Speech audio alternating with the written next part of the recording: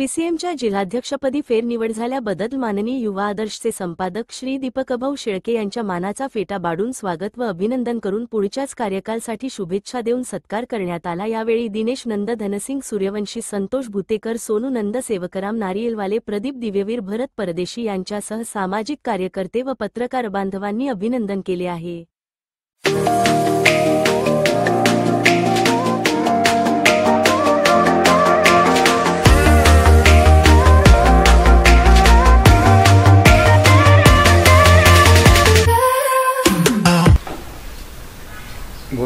Press council of Maharashtra Jalna जिल्ह्याच्या जिल्हाध्यक्षपदी आमचे मित्र सन्माननीय दीपकभाऊ शेळके यांची फेरनिवड झालेली आहे।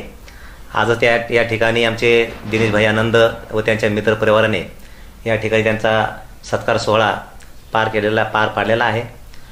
मी सुद्धा त्यांना जालना जिल्हा मराठी पत्रकार संघाचा कोषाध्यक्ष या नात्याने मनस्वी शुभेच्छा देतो। प्रेस काउन्सिल ऑफ महाराष्ट्राच्या जिल्हाध्यक्षपदी फेरनिवड होणे म्हणजेच त्यांच्या कार्याची दखल घेणे। मी स्वतः प्रत्येक वेळेस त्यांच्या सोबत असतो। मराठी पत्रकार संघ त्यांच्या पदाधिकारी त्यांच्या सोबत असतात। त्यांचे जे कार्य आहे फक्त निवेदन देणे नव्हे तर पत्रकारांच्या न्याय हक्कासाठी ज्या ज्या ठिकाणी गरज पडेल त्यावेळेस आक्रमकपणे भूमिका मांडणे, लेखणीच्या माध्यमातून भूमिका मांडणे, शासन प्रशासन स्तरावर आपले जे पत्रकारांचे मूलभूत प्रश्न आहेत त्या अनुषंगाने संबंधित अधिकाऱ्यांना, प्रशासनाला विठी धरणे आणि आपली भूमिका विशद करणे या अनुषंगाने त्यांच्या कार्याची दखल घेतलेली आहे। आपण दरवर्षी बघतो जो पत्रकार दिवस असतो, पत्रकार दर्पण दिन, त्या निमित्ताने सुद्धा जालना जिल्ह्यातील सर्व पत्रकारांना एकत्रित आणून त्या ठिकाणी एक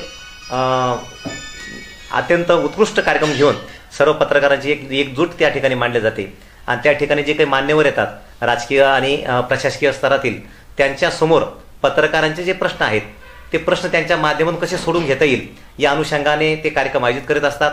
खरंच त्यांचं कार्य हे दखलपात्र आहे आणि म्हणून त्यांच्या या कार्याची वरिष्ठांनी दखल घेऊन त्यांना पुनश्च फेरनिवड त्यांच्या या ठिकाणी जिल्हाध्यक्षपद झालेले आहे। त्यांना जालना जिल्हा मराठी पत्रकार संघाच्या वतीने मनस्वी शुभेच्छा देतो व पुढील वाटचालीसाठी मनस्वी शुभेच्छा आहेत।